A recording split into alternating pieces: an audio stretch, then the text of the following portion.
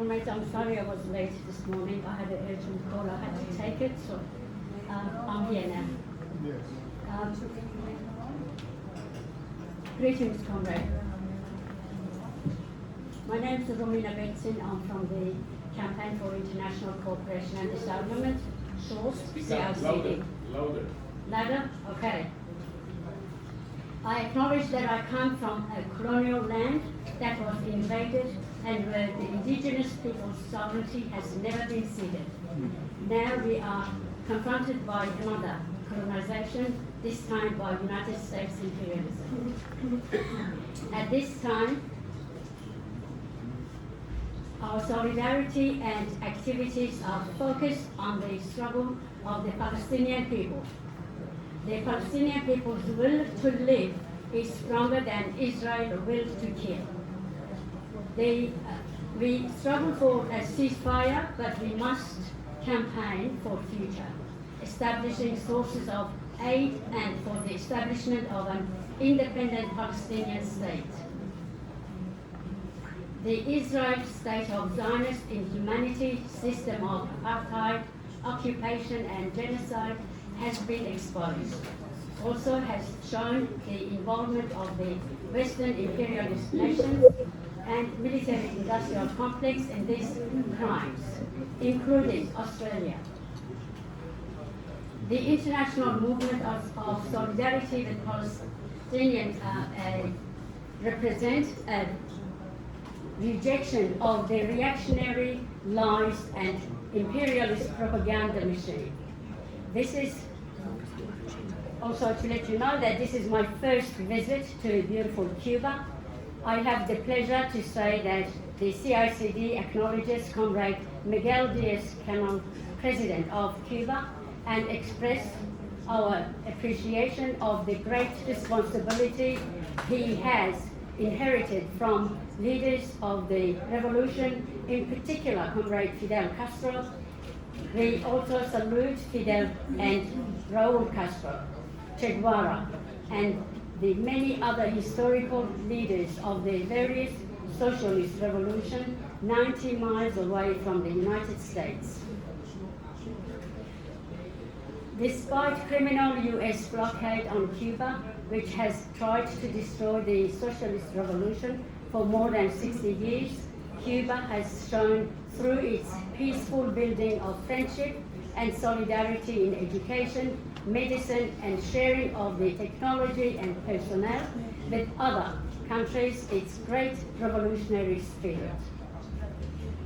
We stand with the Cuban people and the 185 nations who call for the end of this inhumane and illegal US blockade.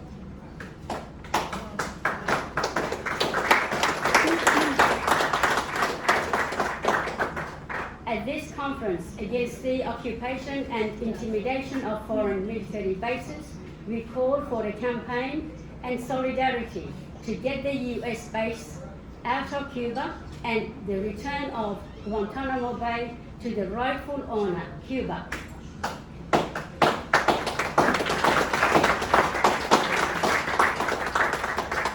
As imperialism faces increasing challenges to its global domination, challenges which it ultimately cannot defeat, its responses are increasingly brutal, dangerous, and world-threatening. Imperialism has always been extremely harmful and dangerous, bringing enormous distress, death, and destruction. However, imperialism today is wounded and as a result is even more dangerous. It is willing to destroy others to maintain its economic and political power, and it's making constant efforts to claim its military domination. The highly destructive weapons available today and unprecedented, and many are being made even more destructive these days. Some may even get outside human control using artificial intelligence and by growing preparations for space warfare.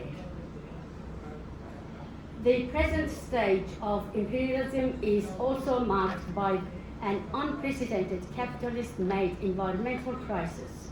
Imperialism cannot resolve these crises and may drag all life forms on Earth towards destruction. As a result, while we can remain optimistic that a better future is still possible, we face a critical and urgent need to overcome the twin existential threats now facing all humanity and the existence of our wonderful planet: nuclear catastrophe and environmental collapse.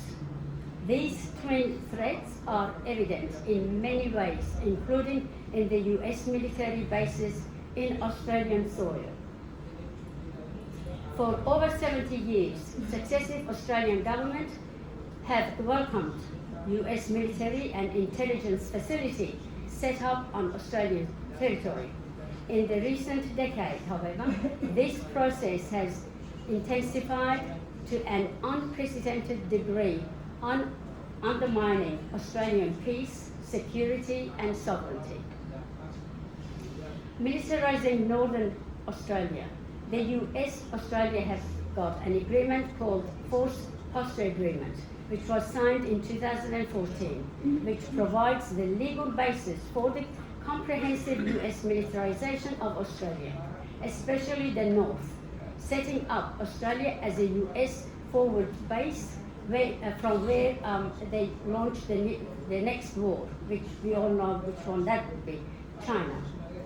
This agreement gives US forces and contractors unlimited access to and use of agreed facilities and areas for training, transit, refueling aircraft, communications, pre-positioning equipment, deploying forces, and more.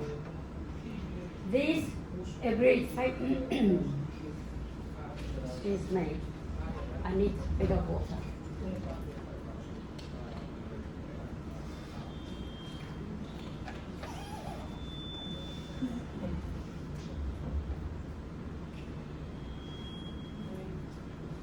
These agreed facilities and areas will essentially be US territory, no longer under Australian control. Australia is being further militarised and garrisoned as a forward base for US plans for encirclement of China, at an estimated cost to Australian people of $250 billion over the next 10 years. This is criminal madness that will make Australia a nuclear target, while also stealing the money as desperately we need it for health, hospitals, education, and the environment. Australia is moving towards a satellite garrison state to be disposed to and used by the United States. The unquestionable technical and organisational intelligence of Northern Australian military facilities into US planning and preparation for a conflict with China has grave implications for Australian security. There is another base, Tyndall Air Base. Australia, in its steps towards increased militarisation by the US war machine, will host 6 nuclear-capable B-52 Stratofortress bombers on permanent bases at Tyndall Air Base in Northern Territory. For the Pentagon, B-52 deployment will provide backup in the increasing vulnerability at the Anderson Air Force Base in a tiny, heavily militarized Guam. B-52 bombers are front line of US strategic nuclear weapons. Of the 87 B-52s currently deployed by the US, 46 are nuclear capable. Australian government acceptance of statements made by the United States that neither confirm nor deny the presence of nuclear weapon in Australia equate to an abandonment of sovereignty. Australia is now developing 2 new bases for space warfare. Other bases and other commitment by Australia to the United States are cyber warfare. The Australian government has committed billions of dollars for cyber operations. Pine Gap, I'm sure you have heard, it's one of the biggest US base in Australia, the most important United States intelligence facility outside that country, playing a vital role. It has played a vital role in killing in Afghanistan, in Iraq, and now it has been used for providing information, critical information to United States about Gaza. And we believe, and there's strong evidence that Australia is complicit to this crime against by the Israelis against the Palestinian people.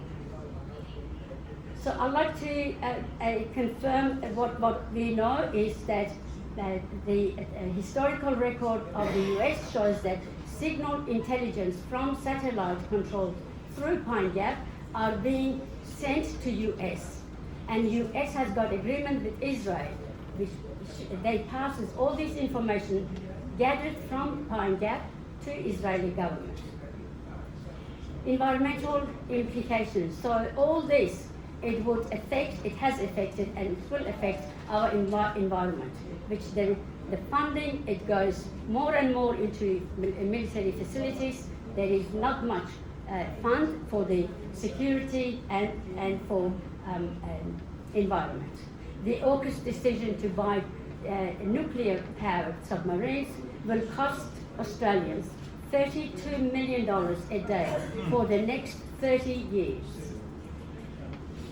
On the environment, the richest countries are spending 30 times as much on their armed forces as they spend on providing climate finance for the most vulnerable countries on Earth.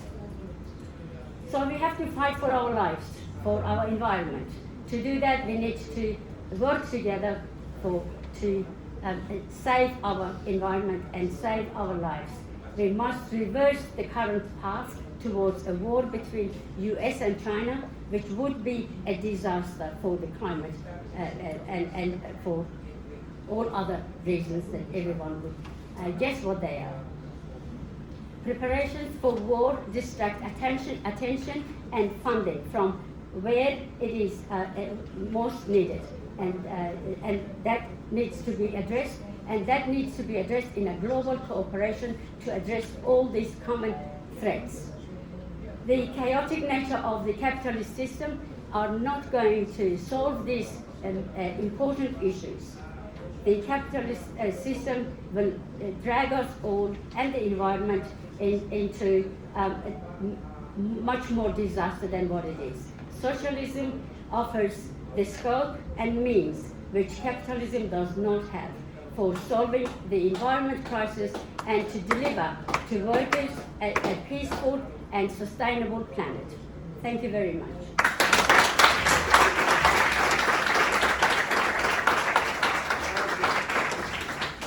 Adelante, Paola.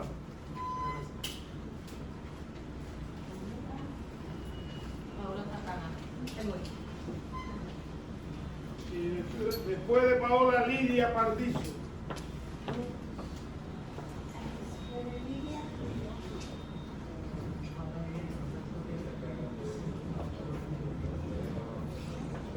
Finished.